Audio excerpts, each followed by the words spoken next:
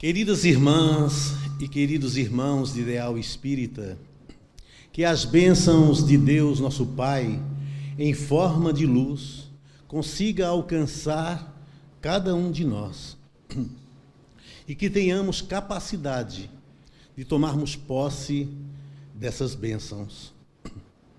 Conta uma lenda muito antiga que quando Deus colocou o homem na terra, quis de imediato que o homem fosse feliz. Quis Deus já dotar o homem de plena felicidade. Porém, o diabo, o encardido, não se conformando com aquilo, se aproximou da divindade celeste com a seguinte proposta: não é justo, Deus, que o Senhor dê de mãos beijadas a felicidade ao homem. Não é justo. Deus então perguntou àquela entidade trevosa: o que sugeres? Ela então disse-lhe: eu sugiro que o Senhor permita-nos que escondamos a felicidade para que o homem a encontre, para que o homem a busque e na busca se fortaleça e ao encontrá-la tenha méritos de possuí-la. Deus então achou justa aquela proposta do maligno e concordou que ele escondesse então a felicidade. Sabemos que não existe diabo, mas existem, claro, para a doutrina espírita, espíritos trevosos. E o chefe daquele clã, que algumas teologias chamam de diabo, reuniu-se com os seus assessores para pensarem em um lugar seguro, um lugar difícil, que o homem não conseguisse achar a felicidade. Porque se Deus quer que sejamos felizes, o inimigo deseja exatamente o contrário. E depois de alguns minutos de reunião, sem chegarem a um consenso, um deles sugere que escondam a felicidade na lua. O chefe daquele clã maldoso fala: não é um lugar seguro, porque o homem vai desenvolver tecnologias, a tecnologia vai avançar, vão desenvolver foguetes portentosos e vão chegar na lua e achar a felicidade. Não é um lugar seguro. Outro então sugeriu que escondessem a felicidade nas águas abissais dos oceanos, mas o chefe disse: não é um lugar seguro, porque o homem vai desenvolver submarinos e encontrará com facilidade a felicidade. Com facilidade a felicidade. O outro sugeriu então que escondessem a felicidade no monte mais alto da terra, o Everest. E ele disse: não é um lugar seguro, porque o homem tem espírito de aventura, vai escalar montanhas e vai achar a felicidade. Depois de horas de reunião, eis que um sugere que escondam a felicidade dentro do próprio homem.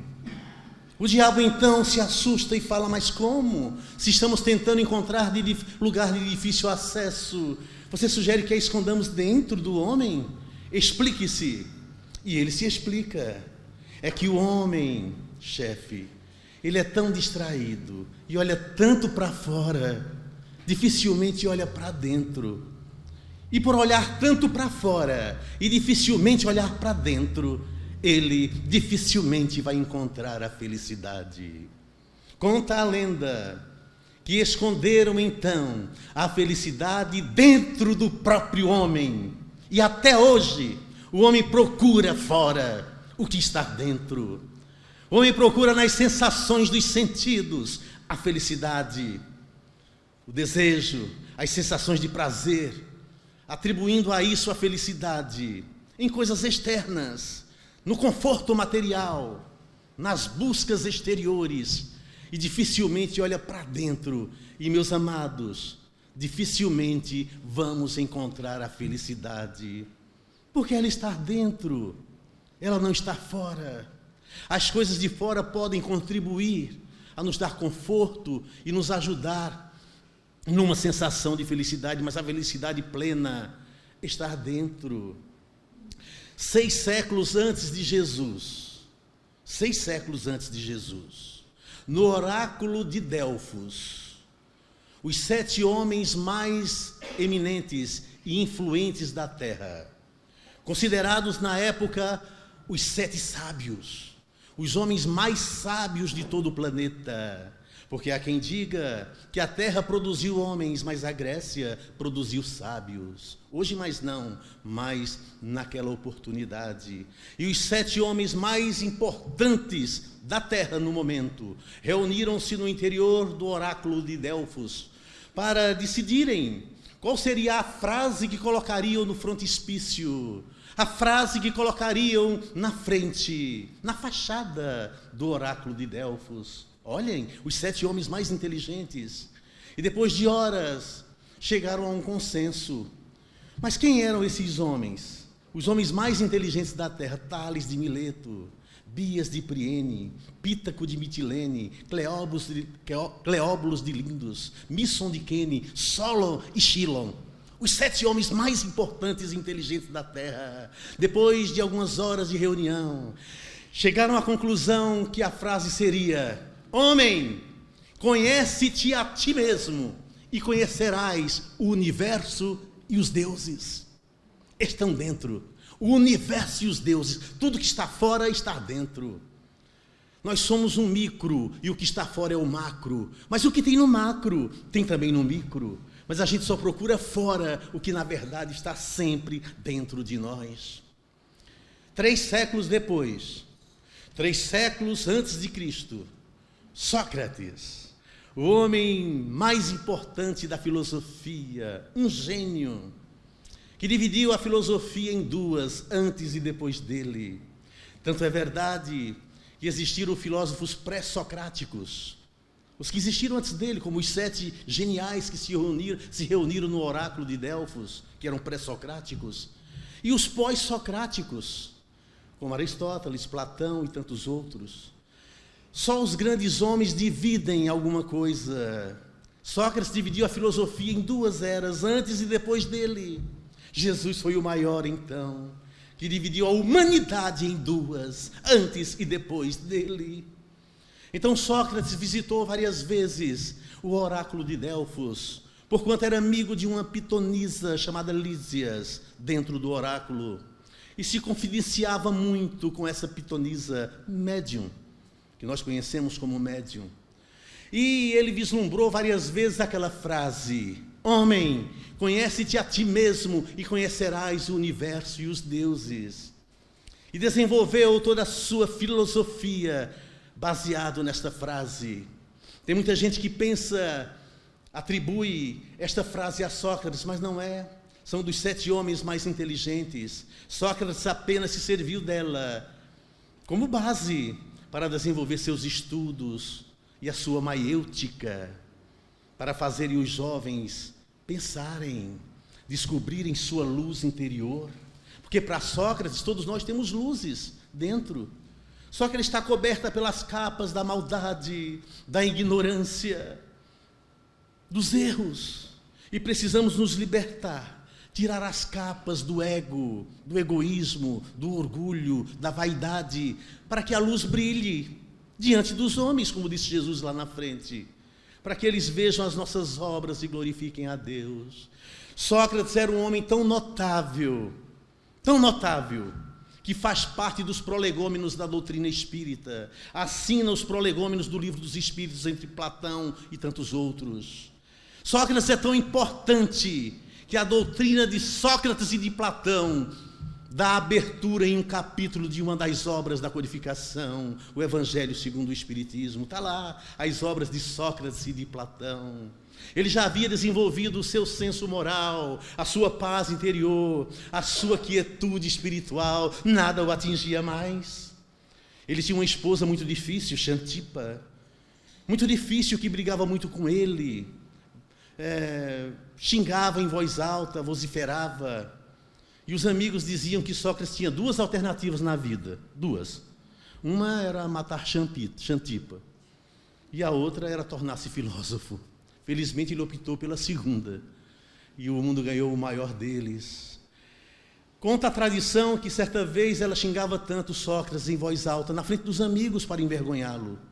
mas xingava de impropérios e nome de toda sorte, e ele quieto, não se manifestava, e isso a deixava cada vez mais nervosa.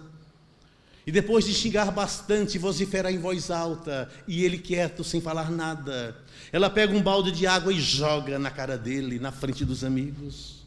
Ele então, sereno, olha para os amigos e fala: viram, meus amigos, depois dos trovões vem a tempestade. Com a mesma serenidade de sempre, aquela mesma serenidade que ele ensinava aos outros, para que os outros encontrassem a sabedoria que não está nos livros, que a sabedoria dos livros servem para nos ajudar a encontrar a nossa sabedoria que está dentro. Dizia Sócrates: todos nós temos a sabedoria e a luz dentro, tanto um Fernandinho Beiramar, como um Francisco Xavier, como um Papa Francisco, como um Marcola da vida. Todos nós temos a luz dentro. A diferença é que uns tiraram a capa da ignorância, da criminalidade, e hoje a sua luz brilha diante dos homens, enquanto os outros não tiraram as capas, colocaram mais capas e optaram pelo caminho errado. Mas todos nós temos a luz dentro de nós. Todos nós podemos alcançar a sabedoria para termos respostas certas para tudo, de antemão, sabendo o que vamos falar. Porque cada um de nós é ilustre desconhecido de nós mesmos, sabiam? Nós não nos conhecemos. E eu vou provar para vocês. Alguma vez, alguns de vocês já teve uma atitude que se surpreendeu? Alguns de vocês já disse alguma coisa para alguém que se surpreendeu e depois comentou: eu não sabia que era capaz disso? Já? Então, se nós não sabemos do que somos capazes, é porque não nos conhecemos. Não descobrimos a nossa sabedoria anterior. Né? O sábio só pensa um pouco e já busca dentro de si uma resposta certa. Lembro-me daquele mineirinho, sábio, inteligente, né? Calmo, tranquilo, caiçara do mato, que uma vez cometeu um certo crime e foi condenado à morte por fuzilamento. Conta-se que na época o condenado tinha direito ao último desejo, e o rei era obrigado pela tradição a cumprir aquele desejo. Então o mineirinho entre aspas, porque não era aqui no Brasil, é só para simbolizar aquela pessoa simples, humilde e sábia do interior do Brasil. Então este homem estava lá no poste para ser fuzilado. Quando o rei ia decretar fogo, lembrou-se, antes de decretar o fogo, que a tradição mandava que o condenado dissesse o seu último desejo, e que era tradição o rei fazer cumprir o desejo do condenado antes então da sentença final. Quando o rei ia pronunciar a palavra fogo, lembrou-se e disse: parem, ele tem direito a um último desejo, e eu tenho a obrigação de cumprir. Então conta a lenda que ele se aproximou do condenado e perguntou: você tem direito a um último desejo? Eu me lembrei, ainda bem. Diga, qual é o seu último desejo? Ele pensou um pouco, porque isso é o que diferencia os sábios dos homens comuns como eu. Os sábios pensam. E ele pensou um pouquinho e disse para o rei: eu quero comer jaca. O rei falou: mas como? Não é época de jaca, meu filho, jaca só daqui a 6 meses. Ele falou: não faz mal, eu espero. Sabedoria. Então todos nós temos essa sabedoria, porque muitas vezes a gente fala sem pensar. Muita gente pensa que por Jesus ter falado: brilhe a vossa luz diante dos homens. Jesus disse isso, não disse? Significa que temos luz. Temos luz. Só falta essa luz brilhar. Muita gente pensa que Jesus estava parafraseando ou plagiando Sócrates, que dizia que todos nós temos luz. Não, não é, que a verdade é uma só. Jesus só corroborava com a própria verdade socrática de 300 anos antes dele. Mas todos nós temos luz, e foi isso que Jesus nos ensinou. Sócrates dizia: conhece-te a ti mesmo. Jesus dizia isso? Não, mas dizia com outras palavras. Querem ver? Conhecereis a verdade, e a verdade vos fará livres. João capítulo 8. Conhecereis a verdade, e a verdade vos libertará. João capítulo 8. Que verdade? A verdade de fora? Não, a verdade de dentro. Mas por que Jesus falava da verdade de dentro? Porque a Bíblia Sagrada precisa ser lida em pedaços que se juntam. Precisa ter sabedoria para ler as Escrituras Sagradas e buscar os complementos nos livros sagrados. Lá em Lucas 17, o que é que Jesus fala? Que não iremos encontrar o reino de Deus e dizer, ei-lo aqui ou ei-lo acolá. Porque, segundo Jesus, em Lucas 17, o reino de Deus está dentro de nós. O reino de Deus está dentro. Então eu suponho, meus amados, que o reino de Deus seja o reino da verdade ou não. Se ele disse lá em João que conhecereis a verdade e a verdade os libertará, e o reino de Deus está dentro, sendo um reino da verdade, o reino e a verdade estão dentro. E nós procuramos até hoje fora. Claro, temos uma vida de relação, as coisas de fora interferem, nos influenciam, é importante para a nossa evolução, mas tudo está dentro. Querem ver outra coisa que Jesus disse? Pedis e obtereis, batei e abre-se-vos-á, buscai e achareis. Meus amados, se eu contar um segredo para vocês, nada de Jesus é material, viu? Nada. Mesmo que ele falasse de coisas materiais, devemos trazer para o campo da espiritualidade, do campo espiritual, porque Jesus é o nosso governador espiritual. Então todo o ensinamento de Jesus é espiritual. Então é para trazer para dentro e não para fora. Não é para bater em qualquer lugar, pedir para alguém de fora, para Deus de fora, não. Buscar fora é dentro. Batei e abre-se-vos-á. Buscar e achareis, dentro, não é fora. Fora você não vai encontrar muita coisa, é dentro que se encontra tudo. Não é? Mas os fariseus da época e os fariseus da agora, do presente, ensinam outras coisas. Passam outros ensinamentos de Jesus. Na época já acontecia isso. A doutrina dos fariseus, dos saduceus e tantos outros, dos escribas, era colocar um peso e uma responsabilidade grande nos ombros dos seus adeptos, sendo que eles mesmos não carregavam. Ai de ti, Jerusalém, ai de ti, escribas e fariseus hipócritas, dizia ele. Ai de ti, porque colocam peso nos ombros das pessoas que eles não podem carregar e vocês mesmos não carregam. Ai de ti, escribas e fariseus hipócritas. Então, Jesus ensinava, meus amados, que eram cegos guiando cegos.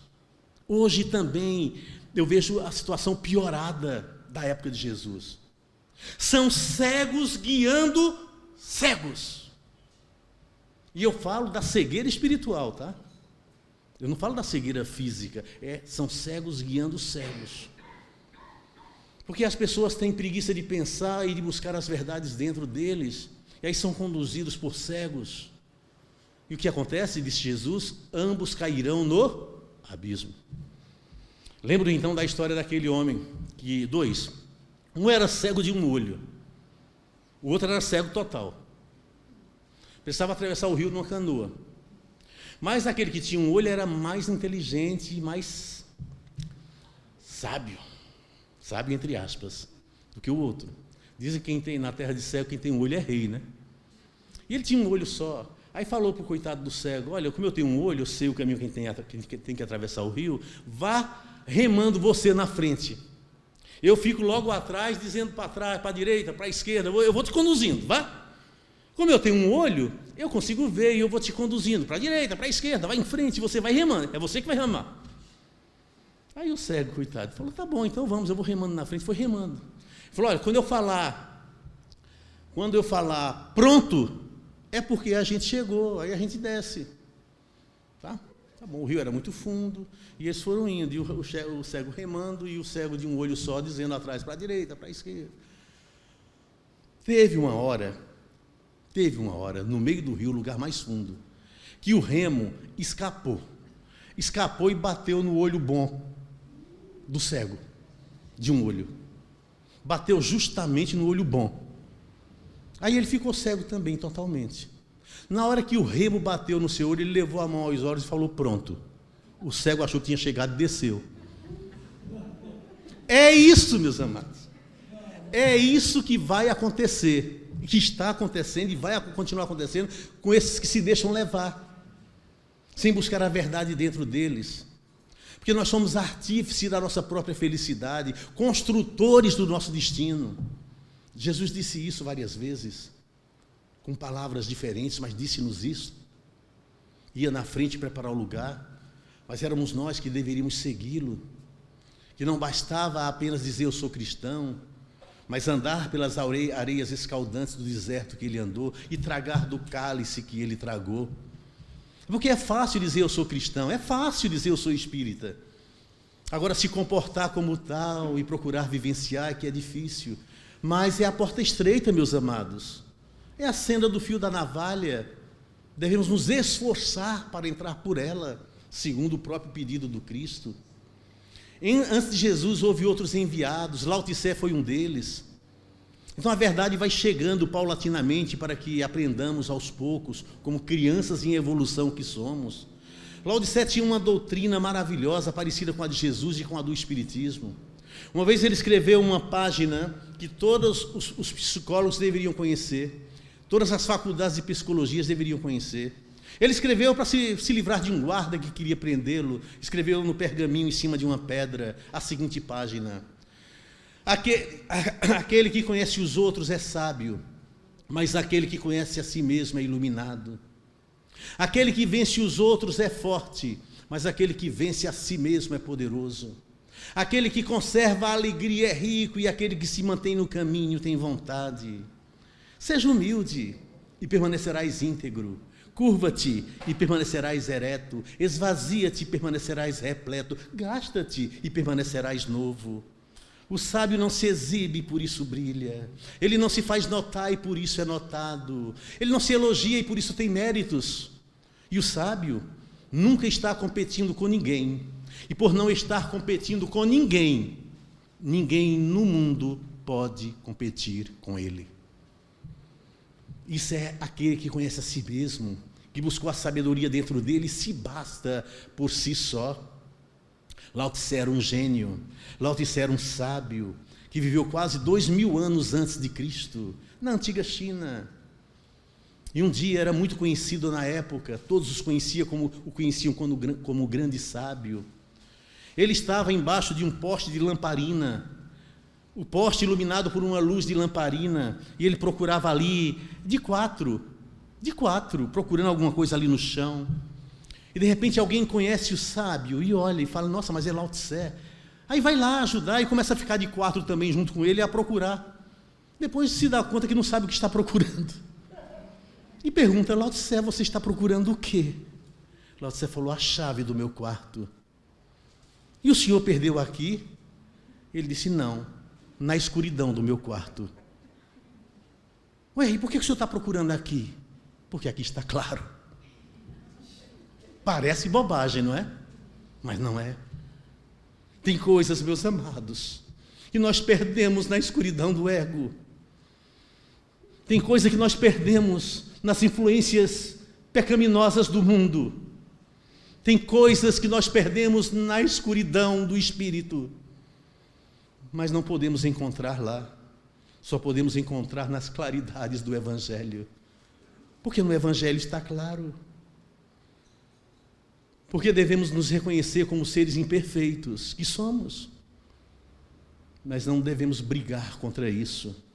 Mas encher o nosso copo de água limpa, para que com o tempo, transbordando e colocando para fora as nossas más influências, só tenhamos água limpa no copo, buscando na luz da verdade. Tem coisas que perdemos na escuridão dos vícios, mas só podemos encontrar na claridade do Espiritismo, na claridade de Jesus.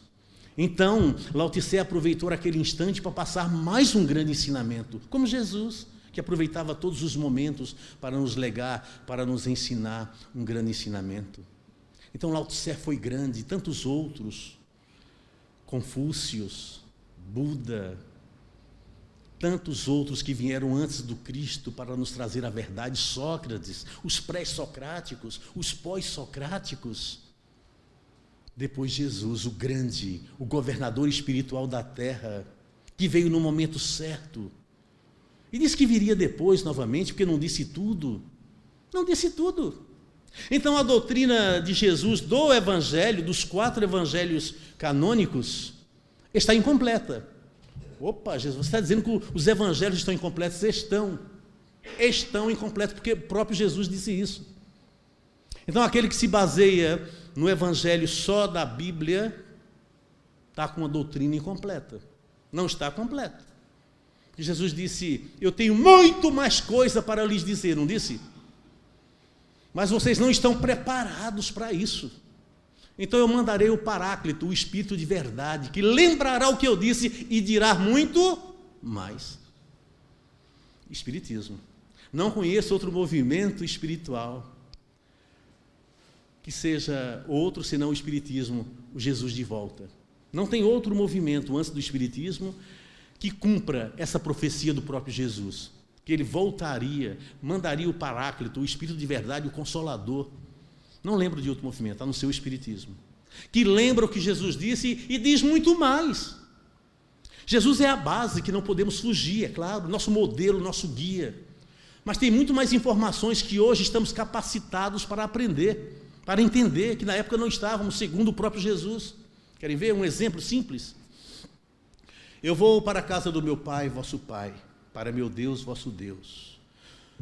Não vos turbe os vossos corações, creiam em Deus e crede também em mim. Na casa do meu Pai há várias moradas. Só disse isso. Ele não tinha tempo, nem nós não tínhamos condições de entender. Hoje sabemos qual é a casa do Pai. O universo todo é a casa do Pai. E as muitas moradas, os planetas, habitados fisicamente e espiritualmente, conforme a doutrina espírita nos revela. E tantos outros ensinamentos do Cristo que ficou na base e que hoje o Espiritismo nos lembra.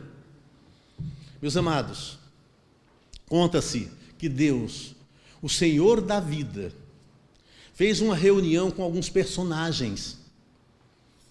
Deus sabia e sabe quem é cada um daqueles personagens, mas Ele queria que eles se revelassem. Meus amados, Deus deseja que nós nos revelemos. E para que nós nos revelemos, é preciso que nós nos conheçamos, para a gente se revelar.